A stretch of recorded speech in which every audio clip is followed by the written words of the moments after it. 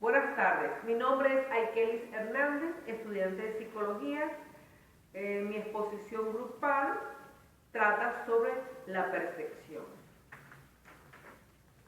Bueno, ahora voy a exponer los antecedentes históricos. Podemos decir que a través de la historia, ¿verdad?, han aparecido estudiosos, ¿verdad?, filósofos, historiadores, pensadores y científicos que han aportado sus conocimientos sobre cómo ocurre la percepción. Cada uno de ellos opina diferente. Ejemplo, primero, algunos creen que la percepción depende de la naturaleza misma de los sistemas perceptivos. Segundo, otros han definido que la percepción depende de los estímulos. Otros, ¿verdad?, han considerado que la percepción depende de su personalidad. Está otros que dicen y que piensan que la percepción depende del conocimiento que posea el hombre. También, ¿verdad?, según la filosofía griega, tenemos otros pensadores, filósofos, que también tenían su definición sobre la percepción. Entre ellos está Aristóteles, que fue que otorgó un papel fundamental al funcionamiento de los sentidos y a la asociación de eventos e ideas. Está Descartes, que él enfatizó el papel del alma sobre la percepción, ¿verdad?, subestimando la función de los sentidos. Él no creía en eso, en los sentidos. Y está Müller, que dice que las cualidades de la percepción no se deben a los objetos, sino a las características de cada una de las vías sensoriales. Bueno, espero que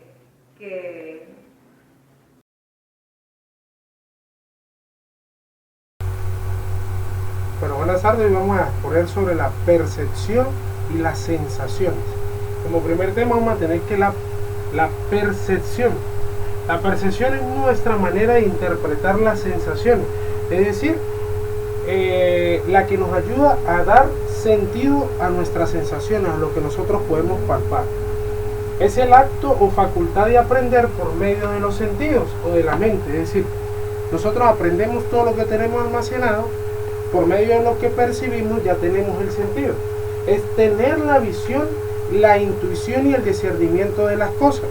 Eso es en materia lo que es la percepción. Consiste en el conocimiento o aprecio inmediato o intuitivo, como sucede, por ejemplo, con las cualidades morales y psicológicas. Eso es, en esencia, lo que es la percepción. Vamos a ver ahorita lo que es las sensaciones. Las sensaciones aquí, como podemos ver en esta gráfica, más que todo son con los 5 sentidos. La sensación es esencialmente los sentimientos, no los sentimientos que tenemos en el corazón, sino lo que sentimos, con nuestros sentidos. Las sensaciones son las cosas que nuestro entorno, que son registradas por los 5 órganos, los 5 sentidos más importantes, es decir, es todo lo que olfateamos, es todo lo que tocamos, lo que vemos, lo que oímos. Ahí es donde ella lleva las sensaciones y nos lleva a interpretar. Esa es la unión de las dos. Las dos son muy unidas, pero son completamente distintas. Vamos a ver cuáles son las diferencias que tiene tanto la sensación como la persuasión. Vamos a ver aquí, miren, la sensación se refiere al uso que hacemos de nuestros sentidos, mientras que la percepción es la interpretación que hacemos de las cosas que nuestros sentidos captan. Es decir, que para tener percepción primero tenemos que tener una sensación, tener nuestro sentido, haber sentido lo que hacemos para que nuestro cerebro, nuestra mente procese y captemos lo que queremos tener.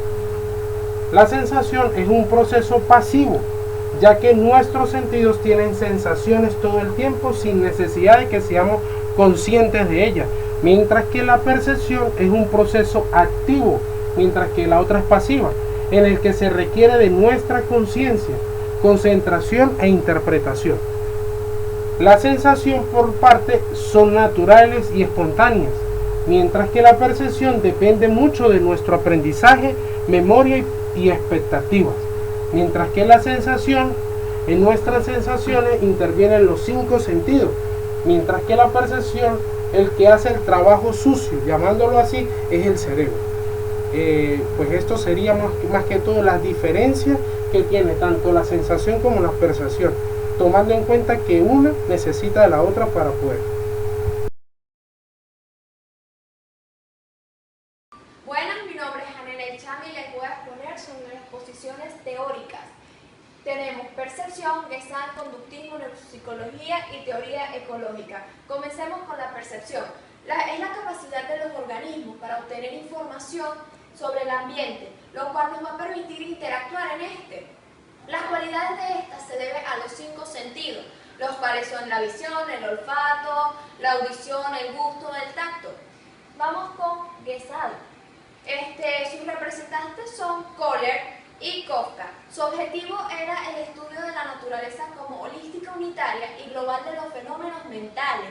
En diferentes con otros autores, estos rechazaban la teoría que era separada, dividida. Ellos estudiaban completo, es decir, en sus totalidades. Vamos con conductismo. John Watson, el objetivo del estudio era las conductas del estímulo, observables y controladas solamente por el experimentador, únicamente. Neuropsicología. La neuropsicología, el padre de esta disciplina, fue Luria. Tiene como finalidad el estudio de los daños mentales, de las lesiones causadas en el cerebro, especialmente las conductas relacionadas con el comportamiento y las funciones corticales. Funciones corticales le llamamos aquello que es la memoria, la percepción, todo eso. Vamos con teoría ecológica. Representante James Gibson, estudio de los estímulos del entorno y del ambiente. Son los responsables de la percepción. Esto es decir, que percibimos mediante la información de nuestros estímulos y así podemos interactuar con todo lo demás. Muchísimas gracias.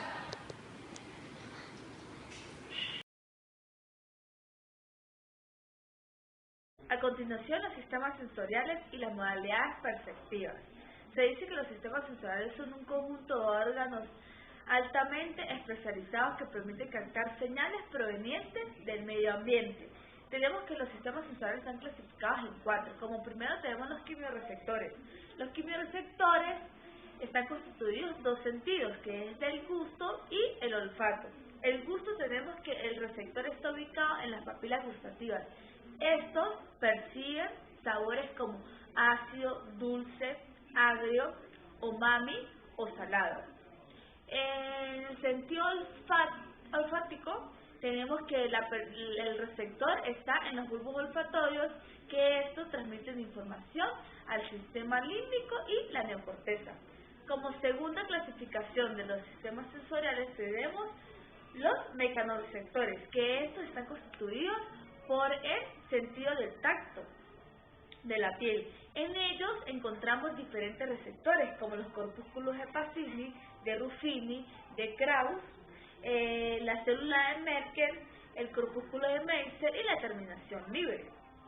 En los receptores auditivos, estos se clasifican en 2, sonidos y equilibrio. En el equilibrio está lo que es el equilibrio quieto y lo que es equilibrio dinámico.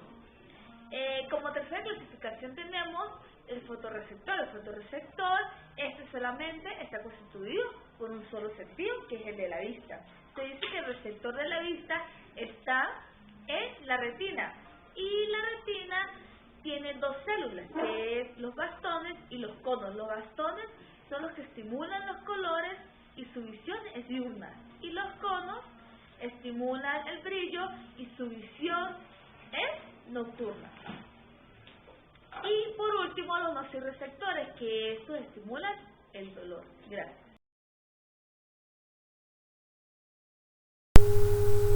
Buenas tardes, yo les voy a exponer sobre la percepción visual. Dentro de la percepción visual está la percepción del color, en el cual podemos ver la variabilidad de las longitudes de las ondas de la luz visible. Esto es un fenómeno psíquico que nosotros vivimos a diario, en el cual podemos explicar la teoría de Isaac Newton, donde a través de una prisma triangular emanaba una luz blanca que luego proyectaba una variabilidad de colores. Y cuando vamos al proceso recíproco, en un círculo con muchos colores, al girarlo iba a emanar una luz blanca.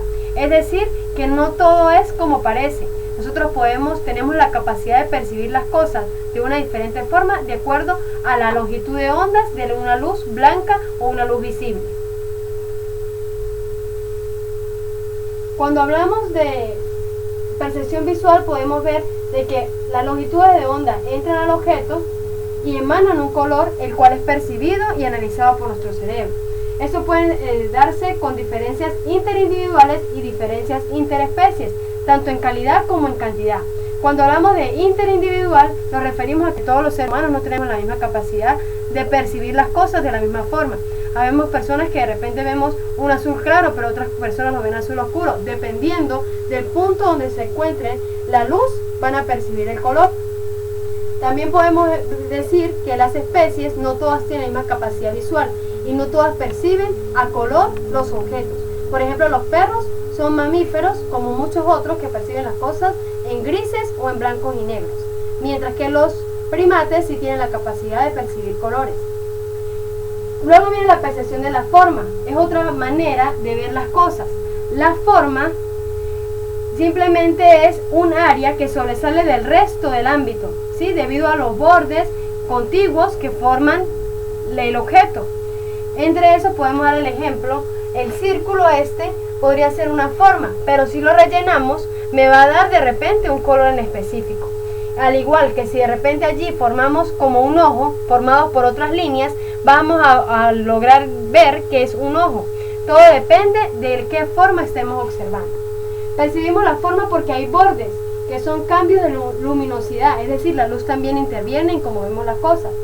Y esto se provoca en el objeto y podemos percibirlo de diferentes formas. Pero ¿qué influye en todo esto? Lo que hemos visto antiguamente en otros temas, que es la memoria. Nosotros vamos grabando formas en nuestra cabeza que cuando la unimos nos damos cuenta de que hacen uno nuevo. Luego viene la percepción del movimiento y la profundidad. En cuanto al movimiento y la profundidad, vemos que el movimiento es el que le da un mejor acercamiento a la percepción y a la profundidad. Es decir, si estamos en movimiento podemos ver lo profundo o lo no que puede hacer un objeto, influyendo mucho si es la persona que se mueve o es el objeto el que se mueve. Al igual que nuestros ojos también están en movimiento constantemente y pueden hacer que percibamos las cosas de forma distinta. Como conclusión de mi tema, podríamos decir de que no todo es como parece, sino como nosotros lo logramos captar a través de la luz que hay en el ambiente.